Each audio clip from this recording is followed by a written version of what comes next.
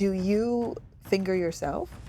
I do. I'm so glad we have a crowd here because I'm like, is it just me who does not do that? So the Kama Sutra says that we have anywhere between 22 to 24 spots inside the vagina. Men and women have 15 erogenous zones on either side of the body, so 30 altogether. What the Kama Sutra does say is that you never use this finger on its own. If I do this, it actually makes it longer, right? If I do this, it becomes more curved. I don't know if anybody's ever tried being kissed on the back of their knees, but it is very exciting. I'm a one and done type of girl. Is everybody here multi-orgasmic? A partner who flicks the G-spot at the same time and presses the clit is saved as a screenshot in that person's memory forever. I have what I'll call the H spot. Okay. I have a little I mean, at age 63, I have learned something new. Thank you for telling me that. Good day, lovers. My name is Shan. I'm the host of this podcast, a place where we believe the key to happiness is managing expectations. So here's what to expect with this special episode shot in London with sex educator Seema Anand and a small audience of her friends, plus some sex-positive experts. Seema's here to talk about expanding your pleasure potential with a special emphasis on hand sex as we celebrate the launch of our brand new Kama Sutra inspired rings. And throughout this chat, there's going to be some ads. And at the end, I'll give you all the tea on Seema and I's free virtual tell-all party happening on May 5th inside of my lovers community. Now, before we jump into it, please subscribe and rate this podcast. That effort helps my efforts to bring you cool international episodes just like this one with renowned sex educator Seema Anand.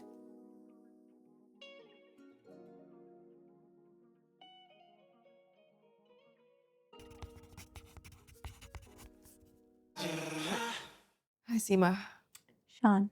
The patron saint of pleasure. Oh my God, be still my heart. It only took me 4 years. It only took you 4 years to get me into bed. You should have just asked. I know. I would have come sooner. Really? I would. Do you come soon? Not all the time. Not any longer. Menopause kind of slowed down the coming. Yeah. Is that a good thing though? Not always. I think it takes more effort. Yes. Yeah. And I think we're talking about this, and this is going to help. Yes. Because if you're actually trying to help yourself to come, it's But wait, speaking of more to the story, we have an audience today! Okay, I'm going to try to do the names now. This is Raki, Arti, Nikita, Henika, and Natali. and Natali. But to start things off from the last time that we talked, you said something to me. One of the most pleasurable sensations for me during penetration is when my husband comes, and you know how the penis sort of twitches? There's that twitch, and that kind of knocks against some of the nerve endings on the upper side of the vagina. I love that sensation. That to me is like, that's really exciting. And I thought, I've never noticed or experienced that before. And the next time that I went to have sex, I hyper-focused on it. And then I was like, yes. Right? Yeah, it's just about slowing down and actually looking at every sensation that you feel. Most of us are in such a rush to get there because we've been taught that passion is like grab and go and get hot and intense and heavy. And it isn't. It's the slower you go, the more you experience every little detail, every nuance. And some of them might not be amazing and some might be deathly boring, but some are really good. And I discovered this many years ago. I think I was going through a phase of not really enjoying sex very much and being a little kind of, wanting to sit back and zone out if necessary. It wasn't doing it for me. And I couldn't wait till he finished each time. It was like, okay, let's get the bloody thing over with. I don't want to do this anymore. And I realized that actually when he did orgasm, because I'd be like, yeah, I'm done. I'm ready to come too. Yeah, go for it. That whole sort of, and that was such an incredible sensation. And so That was the best part. Yeah. And so I started to focus on that part of it. And then I realized that actually men can also simulate that without necessarily coming. They can do that even without coming. And that also goes to the mind muscle connection, the embodiment, because my husband says whenever he does it, he's like, I don't know, it just does it by itself. Because I'm like trying to get attention. I see you down there trying to wave at me. I'm not doing it. So, but you can. You can. And as women, of course, one of the things that was taught to women in the time of the Kama Sutra, in those ancient times, 2000 years ago, was how to contract your vaginal muscles in such a way that you could actually, I mean, they used to say that the ultimate courtesans could make a man come even without moving because you learned how to contract the muscles around the penis to that extent. And I know that I can't do it that amazingly, but I know I can do that with my vaginal muscles. What can I say? I'm not the patron saint of pleasure for nothing, you know. Yeah. But it's also amazing for me. Like when I do it, it feels so good for my pleasure as well. And so I would thoroughly recommend that we all do that. Yes, because they say that's one of the ways that you actually can have more control over your orgasm and your pleasure potential is through that PC muscle network. But Yeah. it's like I've been trying to work on my butt for a long time, okay? Okay. And I probably spent a year wasting time because I was doing all the things, but I was like, I'm not really feeling it in my butt. It's really just my quads and my thighs. I had to really take some time to actually almost plug in the neural circuitry, it felt like, to actually understand what does it feel like to work my butt out. So it's not just the technique. There's something else that has to happen. So today they have these little gadgets called biofeedback. And of course, back then we had the jewelry because the jewelry moves in such a way. So you would, I guess that's why a lot of people maybe use, let's say, a butt plug, or you would use your waist chain worn a little bit lower over your bottom because when you do actually squeeze your bottom, that chain will move. So you know what you're doing. Yeah, I'm all for using jewelry for exercise, jewelry for making love, jewelry for looking good, jewelry for learning how to touch your partner differently so that you can change the sensations during lovemaking, during intimacy. And you're just teeing me up right now, girl. What can I You're say? saucing me Here up. we You're teeing me are, up. sitting in bed Yes. on white sheets In all black in all black and Kama. and Käma. Yeah, In all here black we and are. Kama. And speaking of which, we have these new gorgeous rings. And these rings, of course, were inspired by the five elements. They're the choker now placed onto your fingers. But there's also something extra special than that was inspired by you. So I'd love for you to talk about perfuming. I just think that when there's a piece of jewelry that opens up, it's like it becomes interactive. You're doing stuff with it. So it's not just passively sitting there, you're actually making it work for you. And I think that's really fabulous for anything. But people would use this for perfume. You would use it for things that you might pop in your mouth to freshen your breath just before you went to kiss.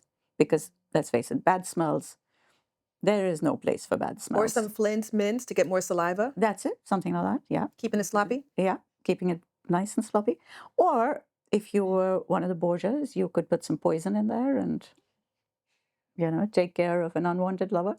I mean, there's all sorts of things.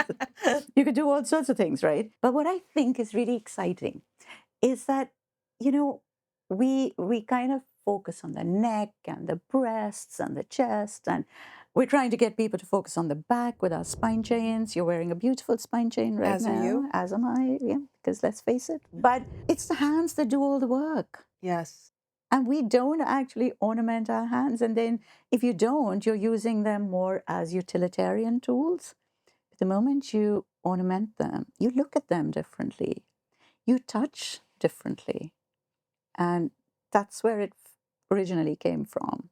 So the Kama Sutra actually says that you should bring the woman partner to orgasm at least twice during foreplay before you penetrate, because that helps her to get wetter and more aroused more deeply. And then there isn't so much pressure on the man to last longer or whatever. In Western culture in particular, foreplay is thought of as anything but penetrative sex.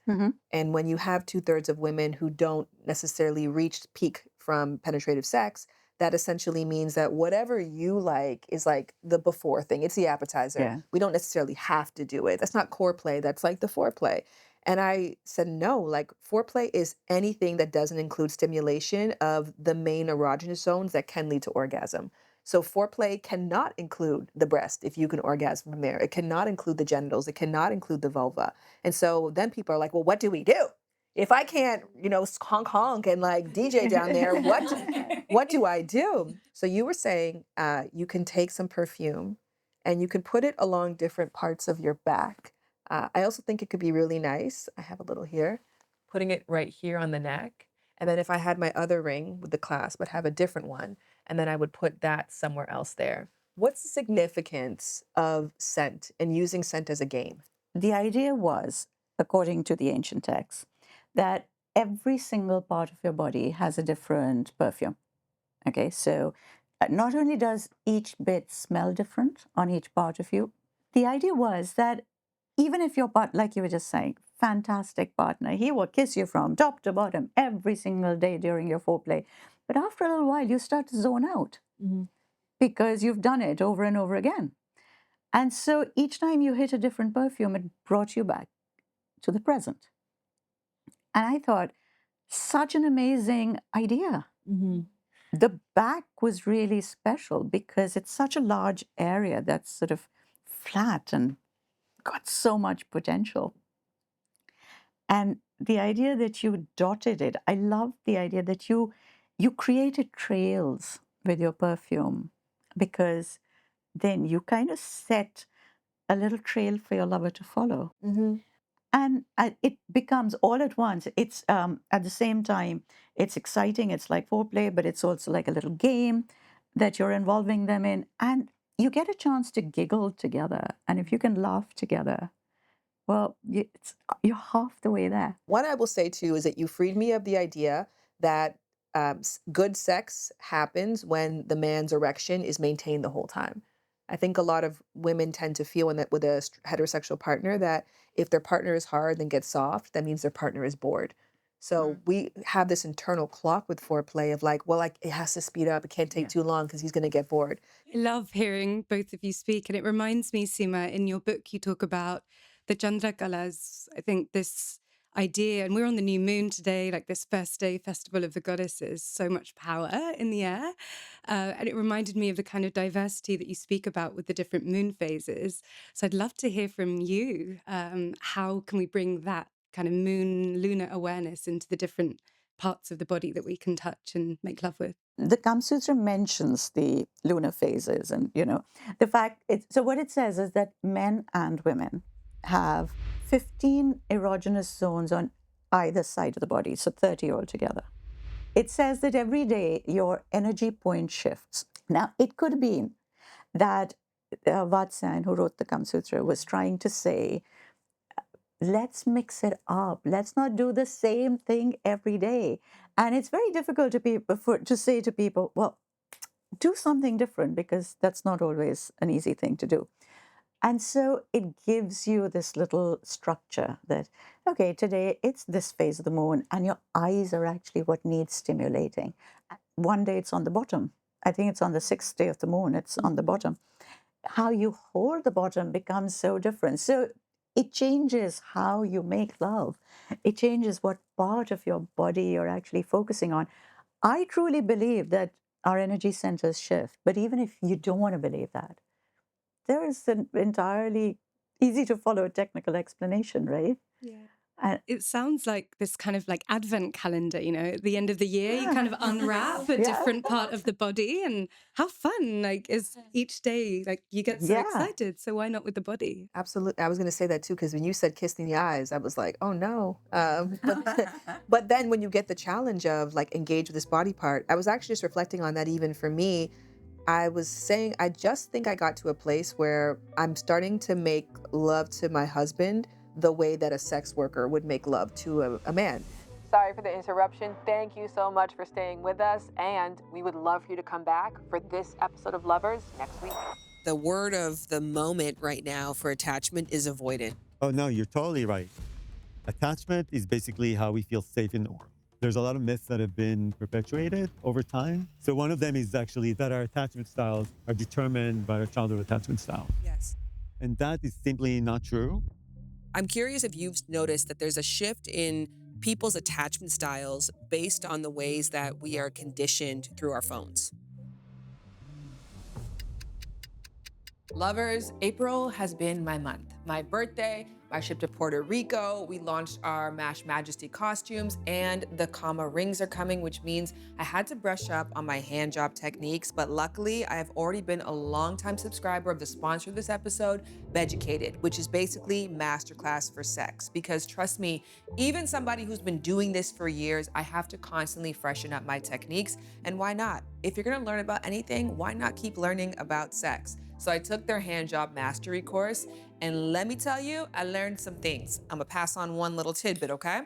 This right here is called the octopus. So you do a suction at the top, and then you glide with the fingers. And each finger can have different pressure to give a different type of sensation. And if you want to learn more techniques like this, take the hand job mastery course with me, or take one of their other hundreds of courses, like the art of sensual kissing, guided self-pleasure, strip tease, sexual confidence, and so much more, depending on what you want to explore. What I love is that everything is guided step by step, so you're not guessing. You actually feel confident going into it. So whether you're looking for a new kind of date night or just want to break out of your usual routine, Beducated is the place to start and stay.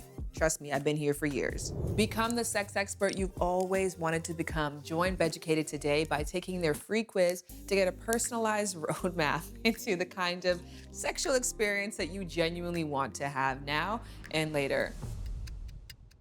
Lovers, the pep in my step is back thanks to the sponsor of this episode, Biologica. And I don't just mean feeling good in my body again, which I do. I also just mean clearer head, better mood, and just feeling more like myself. What I love about Biologica is they have 3 different formulas depending on what life stage you're at. There's primary essentials designed for women in their reproductive years. It supports things like energy, skin radiance, levit, and cycle comfort. Then midlife essentials for perimenopause, which supports sleep quality, yes, mood, mental clarity, and steady energy. And postmenopause essentials, which helps maintain lean muscle mass and supports bone health. It's a drinkable daily supplement meant to replace the daily vitamins and supplements that women are already taking. For me, it's made it so much easier to stay consistent. So if you are interested in joining me for a cheers, let's go. Go over to biologica.com and take their hormonal life stage quiz to figure out which formula is going to be best for you. And then at biologica.com/lovers, you can get up to 32% off your first purchase.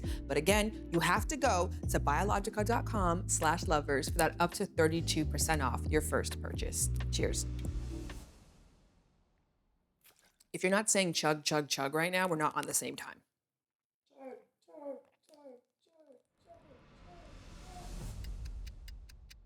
I just think I got to a place where I'm starting to make love to my husband the way that a sex worker would make love to a man.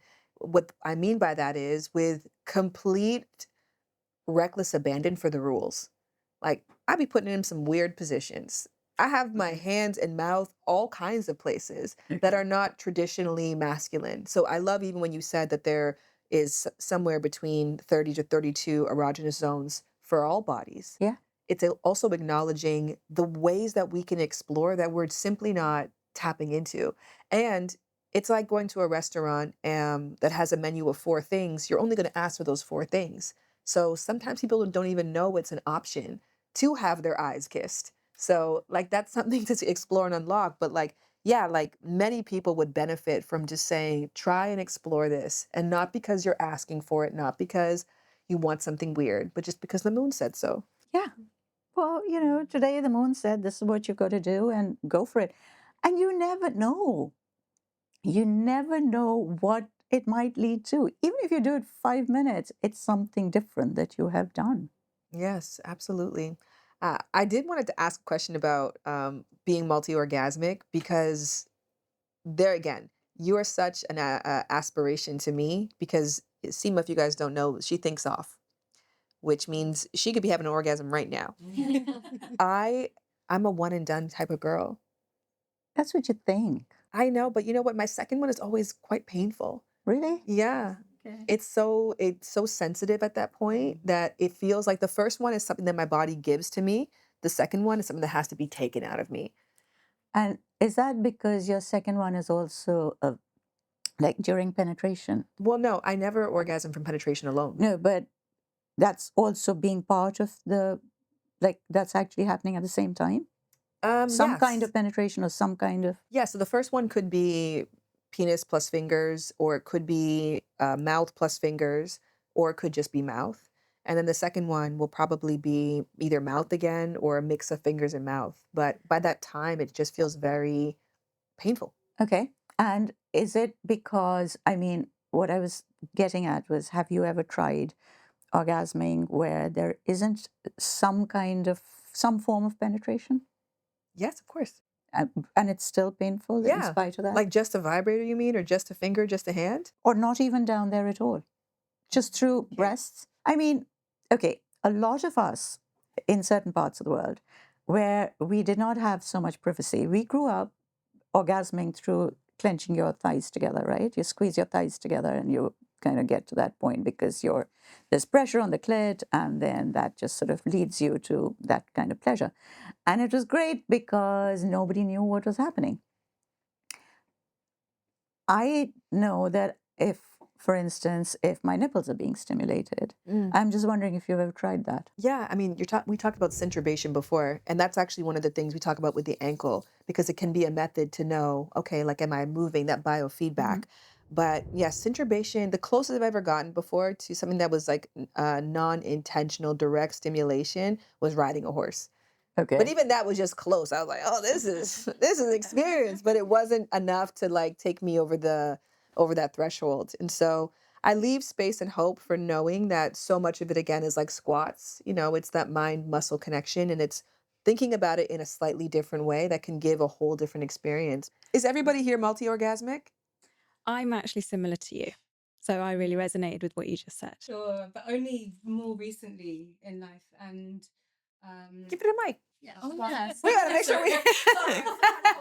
I think when there was this shift from learning that there are different erogenous zones within the yoni as well, it really shifted things for me. So if the first thing that gets me going is the clitoral orgasm, I might not go all the way to the point of the orgasm, but then there's this thing in Taoism where you progress through 3 different gates, almost like there's like a temple, those ancient like Taoist temples. You go into one, then you have to go through the next room, and the vagina is like that. It's like a temple with different doors. So then if the clitoris is definitely way too sensitive to go in again for that point. So then if you go to the G spot, now that's kind of got a little bit more space for a different kind of orgasm. And then you go into the cervix, and then you go into the breast. So it's like that edging and spreading, I guess. Yeah. So give it a go. I'll add to that. So I'm also multi-orgasmic, but one thing that I found Yay, you. that one thing that really opened my eyes was, have you ever seen, so I'm a pharmacist originally as well, so have you ever seen what a vagina looks like on the inside, like a little alien? It's like got a little, and most people have never seen that image. So knowing how you can stimulate all those different things, and I've actually had an experience where I found it easier to be multi-orgasmic in the past, and then sometimes it is like what you guys said, where it's too sensitive. And I think it's about, something I found is actually going with your breath and like breathing into certain areas, and then you can kind of reset the feeling. I don't know if that makes any sense to anyone, but that's It something that I does. found. I'm not multi-orgasmic. Well, I don't know. I think similar to you both. Um I think that's it. I do think that orgasms don't necessarily have to be this big, that the big sort of, yeah, all of that. Yeah. Sometimes it is literally just a little, ooh, and that's it. So even that is an orgasm. Most orgasms actually are really tiny. Most orgasms just are a good feeling. They're not all the way to fireworks. It's just that we only count the ones that go all the way to fireworks. Also, like with a lot of men, when they want to try, so they ejaculate, then they want to start again. And you need that little period in the middle. You have to stop, then you have to start again. and you cannot override your body's rest period that you need in between. I think that we also have the same thing. You know, when you come once as a woman, or as somebody with a vagina, you come once. You then need to give it that time to settle down before you can start again. Otherwise, you are going to get the pain. So maybe you're trying too soon. Maybe you're not giving your body enough time A to. little too rigorous. It could be. I mean, I will say that I have only recently started to experiment with plant and play. And Okay. that was something I just have had a very taboo perception of. But what that has allowed me to do is start to, if you think about yourself as a mountain and a ski mountain, right? You have your same path you ski down all the time. That doesn't mean that there aren't thousands of other routes, but you're going to go through the path of least resistance so that your brain essentially is like, this is how we receive pleasure. This is what we do. I found that plant has helped me to identify new paths that I wasn't privy to before. And one thing I did notice on it is in my sober waking life, I feel like my brain is very sensitive to pain. Whereas in an altered state, I feel like I'm much more sensitive to pleasure. Okay. So I even found that like sexually sometimes too, like things can feel like it's too much friction. And so, or even through penetration, I'll be very mindful of where hurts versus, oh, where feels good. And I wonder again if that's just a frequency in my brain that I have to learn how to switch. And so maybe I'm unable to get past the discomfort because my body is so fixated on the fear of discomfort. But actually, I think it's great because you're actually protecting yourself so much better. I really do think it's better to protect yourself because our brain will find all sorts of excuses to get around things. The body will remember everything, even when the brain forgets. So the body will always kind of back off if you get to that same point. So I'm really glad you actually do that. She's kind of one of those like nerdy friends though, where everyone's having fun and she's like, not safe. No, don't go with him. I'm calling you an Uber. And you're like, girl, we're having fun. Yeah, no, I'm glad you have a nerdy friend for a body. Yeah. A lot of us don't. I mean, that's an inbuilt boundary. Gosh, I wish most of us had that. Well, Can we rub it off you? If I rub I want to myself up rub what you have. I want that. I mean, even talking about the power of breath, you taught me about the power of three sharp breaths. And there is, again, like going back to that mountain analogy, there's just so much potential that we just don't know about because we don't know where to look, how to look. And we may even be embarrassed to do that. Breath work can be a little awkward to do in the bedroom. So having that confidence that you know that it actually works and inviting your partner into it, I think is very beautiful. I also loved what you talked about with there just being both of you actually of these different spots, right? Because we only hear about the G spot, the A spot, and now the cervix is a new one that everybody's raving about. But when we're talking about erogenous zones within the vaginal walls, I wonder if you have any more wisdom on that. There is just so many. There's a ton of nerve endings over there. And if you can press against each one, if you can actually learn to stimulate each one has a different feeling to it. So the sensation that you get is different from each one. But it does take a lot of patience to actually sit down and explore. You know, you meet all those lovely bumps and bends in the vagina. The nerve endings are a little bit further back. So, of course, when you're very aroused and those tissues get nice and engorged, it's easier to stimulate those nerve endings if you haven't quite got to that point. So, if you've got to that point here, that doesn't necessarily mean that you've got to that point there. Takes about half an hour, And vice versa. and vice versa. But a lot of times we do think, oh, I'm excited. You know, I don't know, you might have watched a bit of porn, and it's that very sort of instant kind of arousal that you get over here, but that doesn't necessarily mean that you're aroused down there. So the idea is to actually go in there with your fingers and explore. Do you finger yourself? I do. I'm so glad we have a crowd here because I'm like, is it just me who does not do that? What stops you from experimenting? Or like, I wonder if there's a fear or I don't know, an exploration of the unknown, that there's just so much in there that, like, where do you start? And I guess that kind of feeds into maybe the question that you asked, Seema, as Yeah, I think it's interesting. Even like stroking your own body sometimes it feels like the work of doing that is not worth the payoff, right? Whereas with the big orgasms, like with a clitoral orgasm, you understand it. And I don't know, for some reason, I don't mind doing that work. But the mechanics, I think, Yeah, that doesn't give you an orgasm. yeah, True. So yeah. yeah. And the mechanics feel like I'm, again, complaining about the pain in my head. So my body's like, this is not comfortable. And rather than focusing on the pleasure components of it, and I also think maybe you get accustomed to toys.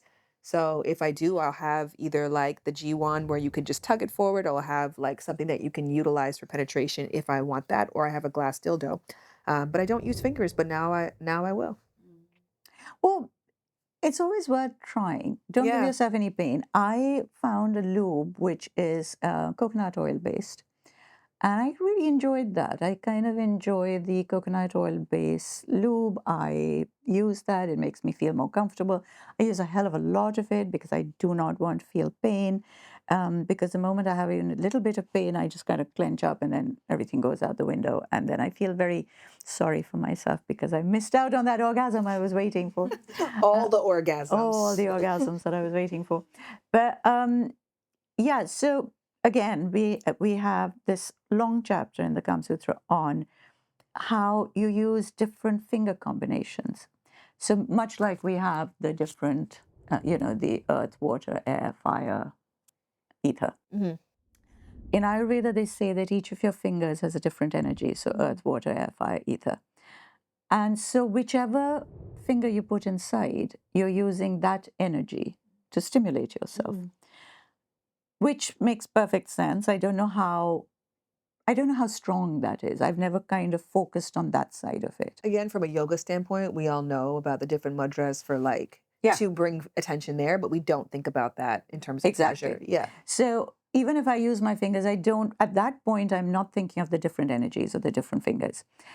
But what the Kama Sutra does say is that you never use this finger on its own. And maybe this is just their way of, as usual, sort of saying, don't be boring, don't be stupid, don't be just like, because a lot of people do that, right? So it says you never do that on its own. It is very agitating. It's not pleasurable. And so it's always got to be a combination. But if you think about it, like if I do this, it actually makes it longer, right?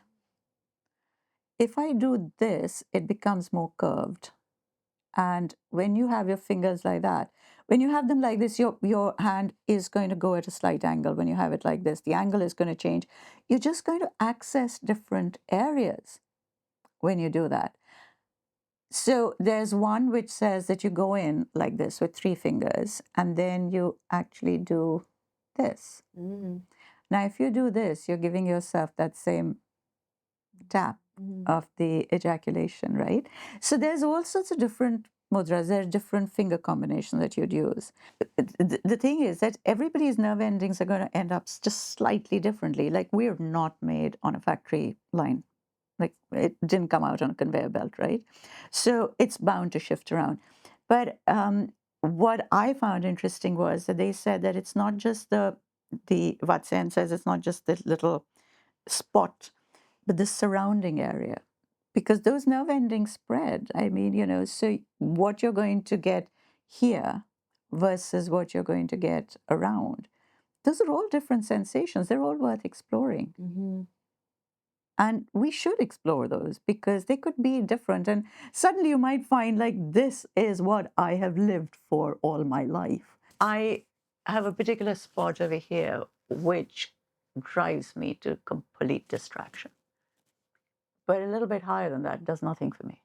Wow. Yeah. So if you get just that right point, anytime now, Shan. I know. But yeah, I mean, and it's not the same on the other side. It's just here. So yeah, we're human. I know. I was lighting up because I have what I'll call the H spot. Okay. I have a little hemi, got a little hemorrhoid. Okay. And when I tell you, that's my second clit. Really? And I've met with somebody else who has verified for them it's the same thing, especially when it turns into a tag. It is incredible. Do you have hemorrhoids, Ed? I do. Okay, I do too. Because I had a baby. It's so normal. Yes, it came from my pregnancy. I thought it would go away. It's a tag now. I'm actually planning on getting that removed really soon. I have an appointment in a few days. Literally. Oh my gosh. Getting the surgery. Well, let me tell you something. My hemorrhoid tag is so pleasurable. Mine's is pleasurable too.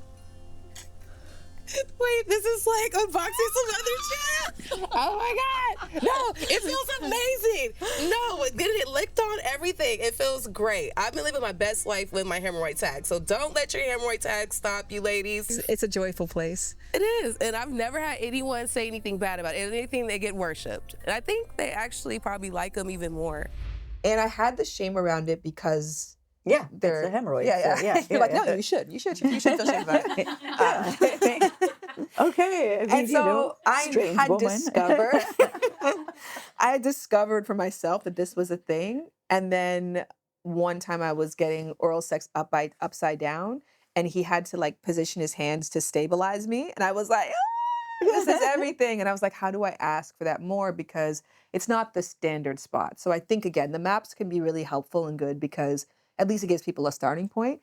But if you tell them that that's all that there is, I think it stops people from asking for and embracing the other spots that they have. Hands up if anybody ever got excited through a hemorrhoid. Yeah, Not yet. Not yet. I mean, if you got them, might as well use them. I mean, at age 63, I have learned something new. I've always said, like, there's most of the stuff has been covered. Thank you for telling me that. Gosh, I had no idea. Shan, I loved what you were saying around the hands being used to both stimulate but also stabilize. Because I've experienced that where actually the stimulation is coming from somewhere else, but that firm grip kind of directing your hips is incredible. Like it kind of gives you that extra energy that you need. So the kind of stabilizing and grounding. And it reminded me as well, I was in a workshop once and someone said a partner who both flicks at the G-spot at the same time and presses the clit is saved as a screenshot in that person's memory forever. I was like, that is so true. And I went home and I tried it and I was like, yes. Yes. So yeah, That's amazing. Yeah. I also love a puppy hug, like a hand hug. Yeah. When someone yeah. just puts the Yeah. base of their hand at the opening and then the top on the mons pubis, especially after orgasm. Yeah. Just like, It's so calming. It's so lovely. yes. I want to ask you about pleasure mapping. As for people listening right now who are looking for those 32 points and that went way over their head, but where can people go to start trying, playing, experimenting? What techniques can you offer? Okay, I'm just going to say something really simple. You know, if you ever think, okay, we all have hair on our arms unless we've waxed them, but even then, you know, You you've don't have any hair on your arms. I've You got can use hair me on as an my arms. example. I've got hair on my arms. Oh, yeah. I mean, I've just waxed, right? Okay, But yeah. okay. But in spite of that hair, if one of these hair falls there, you can feel it. Yes. You can feel it. It'll annoy the hell out of you till you take it off. Our skin is so sensitive. I mean, there is so much sensation on every part of your body. Just any part can be exciting. It just depends on what you do with it. Mm-hmm. If you can actually take the time, the trouble, and the patience to work on a part, like, and I always think that if you are going to build sensation, you have to go really light. Okay, so graze with the nails, like literally touch barely with your fingers, touch and come away. Build up the anticipation, build up the sensation. Use just the tip of your tongue to wet it. Use your breath to heat it and cool it a little bit. Use just your lips to graze against it, just brush against it. You've got teeth, you know, use your teeth just a little bit, but very, very light. And that's what builds up the sensation. And you could pretty much do it anywhere, whether it's your calf, the back of your knees. I don't know if anybody's ever tried being kissed on the back of their knees, but it is very exciting. I love the back of the knees. Have you tried the back of the knees? Yes. It's very exciting. Yeah. Have you all tried the back of the knees? Yes. I'm gonna If try you it. haven't, Yeah. okay.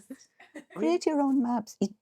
You know, we're far too fixated on what somebody else has told us what to do. we're all individual. Our pleasure is so individual, but we want to get pleasure according to what somebody else has told you. And very often, what have most of these books on sex or on pleasure have been written by celibate men. I also think what's such a gift about you is because there are so many people in this space now, everybody has to try to differentiate themselves. So there's a new orgasm every day.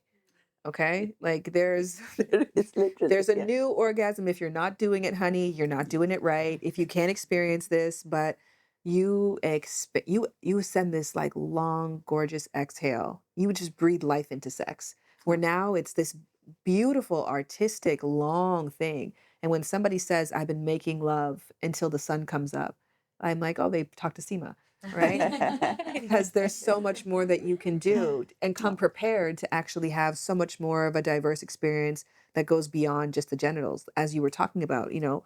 Another thing that I really want to say, we've got our lovely back chains, right? Our spine chains that we're Yes. wearing. And I just think we have decided as women that we love the ornamentation. We know how it changes our body. We know how it changes how you touch our bodies.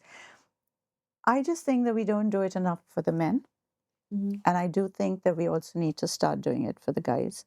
Kind of A divides the spine body. chain? Yeah, the spine chain. You gotta hear it. He's all in his thing. Like, yeah. But just think of just think of how we're changing their body, and we're changing their body for our pleasure as well, because suddenly how you're looking at that body is different.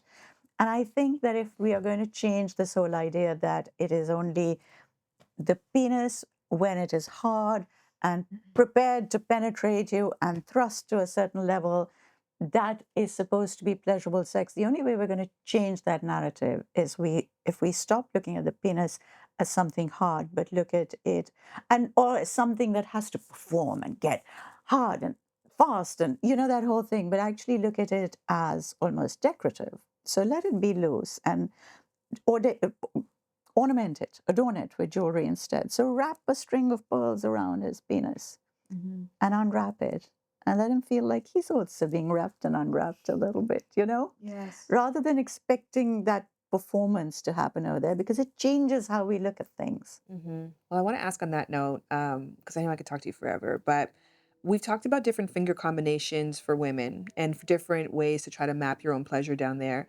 Can we talk about hand jobs, which I feel like is a lost art? Lovers! Yes, you're correct. This is a brand new robe, and these are new slippers from the sponsor of this episode, Cozy Earth. I'm obsessed. You know, I went and bought me the t-shirts because they fit so perfectly after I got the sheets, which have been making my sleeps so scrumptious, and can't stop, won't stop, because they have joggers, and I'm gonna have to get those too. Their brushed bamboo jogger set is that perfect balance, soft enough to sleep in, but put together enough to answer the door in. And their lake house clogs, cushioned footbed, soft interior, easy slip-on, supportive enough to stand in, but cozy enough to forget you're even wearing them. Try it now. They have a 30-day money-back guarantee, which means if you don't put it on and literally feel the difference, send it back for an easy return. This spring, give yourself the kind of comfort that lives with you all day, not just when you get home. Head to cozyearth.com and use my promo code LOVERS for an exclusive 20% off. Again, that's cozyearth.com, promo code LOVERS for your 20% off. And after you check out and you see that post-purchase survey, please mention that you heard about Cozy Earth right here on Lovers. And speaking of right here, let's talk about it, because comfort, ooh, it lives right here. Amazon Health AI presents Painful Thoughts. Why did I search the internet for answers to my cold sore problem? Now I'm stuck down a rabbit hole filled with images of alarmingly graphic sores in various stages of ooze. I can clear my search history, but I can never unsee that. Don't go down the rabbit hole. Amazon Health AI gets you the right care fast. Healthcare just got less painful. Well, I want to ask on that note, because I know I could talk to you forever, but we've talked about different finger combinations for women and for different ways to try to map your own pleasure down there. Can we talk about hand jobs, which I feel like is a lost art?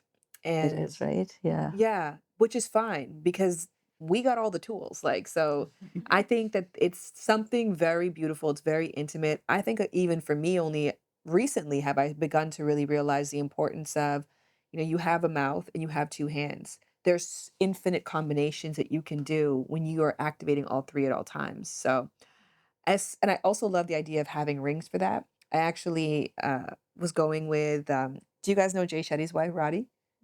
No? Yes. So she was doing nude nails.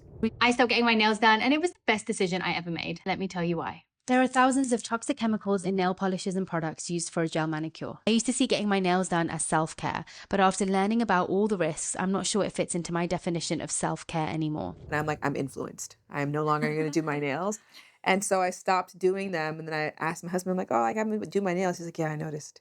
And I was like, oh, you don't, do you like it? He was like, I love the decoration of seeing your hands done up. I love the surprise, the variety of it. And I love to see it like when we're making love. Like I do like look at your fingers. So I love the idea of ornamenting your hands during sex too, because they are a focal point and they are leading the way and they are essentially telling the brain what to focus on. So the term is called Solar Shrinkar, which was, the 16 forms of ornamentation.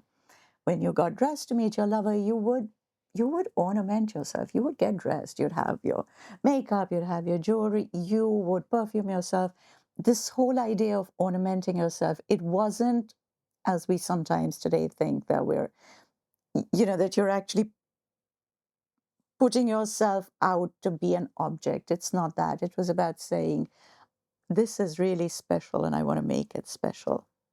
And hence the ornamentation. It's like if you were going for a really important party and you would dress up and you'd make sure that you were beautifully dressed.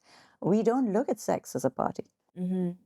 And we don't think of it in the same way. No, I mean, I'm the opposite, actually. Not we might think of it as a party, but the idea. No, you know what I mean. Yeah. The more naked, the better. And maybe the nakedness doesn't have to do with the physical form, but instead mentally. Like getting to a space where you can strip everything off, focus, be there, be present, wait for that lotus to bloom. So if you look at any of the ancient Indian paintings, even if people are not wearing clothes, they're always wearing lots of jewelry. And I just think that it gave you a different layer to touch each other through. I think it made a difference. It wasn't about covering up. It was about defining parts of you, right? It really brings certain things into definition. You're a piece of art. You're an installation together. Oh my gosh, you're an installation together. Sis. Sis. I have a thing about guys' hands. Like, oh my God. I absolutely love nice hands. I've got to and I thought I was the only one, so I've been very quiet about it. And all these guys sent in hands, and you know what? It was like seriously erotic. I mean, just looking at hands, it was just so, yeah. I do love a good man hand too. Right? I also love feet. So yeah, I like absolutely. all the appendages, but that is, and we underestimate that. Men should be wearing rings. They More rings. should. More rings for sure. Absolutely. But yeah, I love, so yeah, hands. Does they're Raul really have important. beautiful hands? I've got used to his hands. We'll cut this part out. They're not like the traditionally fabulous hands that I would really like lust after. Yeah, his hands are fine. I mean, they do what they have to do. But there are other hands. Yeah. There are other hands that I There's could other like hands more. in the sea. I do have nice hands. You do. Yeah, beautiful hands. Yeah, Oh oh, my yeah, God. yeah. I'm just gonna leave that right there. I was thinking about sometimes what happens when you're intimate, like what's actually happening with your hands, because in tantric bodywork, sometimes the energy can get trapped in the hands. If you're a bodyworker, you might tend and just kind of invite someone to move their hands, and the hands will start moving into mudra. It's like natural, almost like a traditional Indian Bharatanatyam dancer. So it's like it's our hands are like helping us to orgasm, like they're releasing that trapped energy, and it's so spontaneous when it's happening. The person doesn't even realize that it's happening, but it makes me think of the way that our orgasms kind of decorate space as well, like Yeah, around us, like a dance. So imagine, yeah, having rings to do that with too would be like so absolutely. gorgeous. I mean, I always say that if you literally have gotten to that point where the relationship has become sexless, and a lot of times people will get into fights with each other, and they'll like, I demand more sex. And it doesn't really work because the person might do it and then it becomes shorter, more resentful. It finishes very quickly. And I always say, instead of that, instead of asking for penetrative sex, go and lie down together for about 15 minutes every day, skin to skin, naked, and just feel each other with it. Like, actually use your hands to touch each other. Like, literally remind yourself what your partner's skin feels like under your hands. Like, remind yourself how warm and lovely it feels. You don't have to be talking erotica. Talk about your normal everyday life, whatever you did at work, but do that while touching each other. We don't do that anymore. We don't remember how special it is to have that feel of somebody, just the thrill of touching somebody.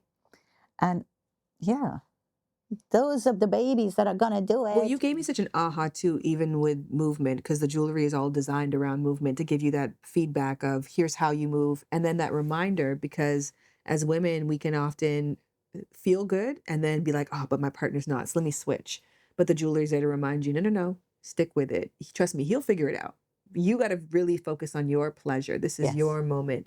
And many partners will say that sex is better when the woman is in her pleasure, when she's in her absolutely. bloom. Yeah. But oftentimes you relegate to the missionary position where you're not moving, or even if you're receiving oral, you're on your back. And then you're like, that's not really quite the spot. But it's like, girl, move, right? If you shifted, if you like, and when you're in it, like if you're participatory and you're also moving and your hands are down there, like that's another thing too. Like, I'll say this about hands is learning how your partner self pleasures and then making sure that your positionality can reflect that when you're pleasuring them. So if your partner self pleasures and they're like this, if you're facing them and self pleasuring, well, then your fingers are on the front, but there's not the pressure that they like on the back. So turning it around so that you do that. And similarly, if I do self pleasure, I'm a DJer, Okay. as I mentioned a few times now, so I'd be down here, right? And usually your partner's coming from the other angle. Yeah. And so something I've been doing recently is so he'll sit to the back of the bed just like this. I'll have my beautiful choker on so I can like look at myself in the mirror. I got this thing on Amazon. So you can screw it on here and then it's like a mirror. So you can like have it so you can be looking at your face, which I feel like it's a tip that you gave me about having this beautiful hand mirror. So I'll be having it here, I'll be looking at myself, and he's behind me, and then his hands are exactly Where you would have yours. Yeah. yes. And then my other hands, now also too, that had frees up so much pressure to, oh, I have to be massaging his hair while he's going down on me, or I should be rubbing his shoulders. I should be giving back. It's like this, I can't be back there doing this, right? So now everything that I have is devoted to me. Yeah. So his hands are on me, my hands are on me, and what a glorious experience. I like that. I like that so much. I wish that we could all feel that comfortable and guilt-free about our own pleasure.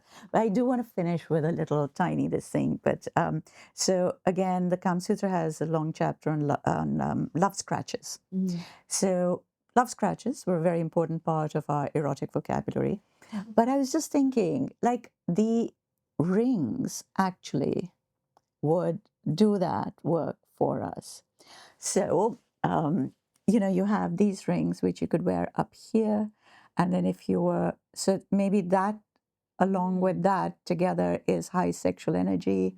That's how you're feeling. So maybe that's your own barometer or whatever. But yeah, that could be the new love scratch. I do love that. And I rings. love that we have our adjustable rings too, because Yeah. then you have to move them up higher, but anybody can. So you're not beholden to a particular size.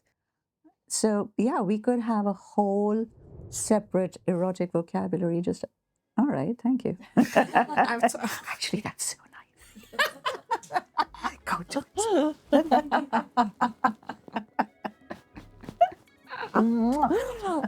Should we play with the jewelry, guys? Okay. I think we should just do it here. What do you think? Thank you for listening to this episode. And if you were watching, wishing you could be one of the ladies who were there live so you could share your insights, guess what? You can. Tuesday, May 5th at 11 a.m. Pacific time, Seema, myself, and Manasvi, the founder of Surmai, are having a free tell-all party inside of my lovers community. We'll chat live about pleasure with you. Click the link in the description box to RSVP. I cannot wait to meet you, lover. See you soon. Sales and distribution of Lovers by Shan is by Lemonada Media. If you haven't subscribed to Lemonada Premium yet, now is the perfect time. You can listen to Lovers by Shan completely ad-free. Plus, you'll unlock exclusive content such as extended episodes from your favorite guests. Just tap that subscribe button on Apple Podcasts or head to lemonadapremium.com to subscribe on any other app or listen ad-free on Amazon Music with your Prime membership. That's lemonadapremium.com. Do not miss out.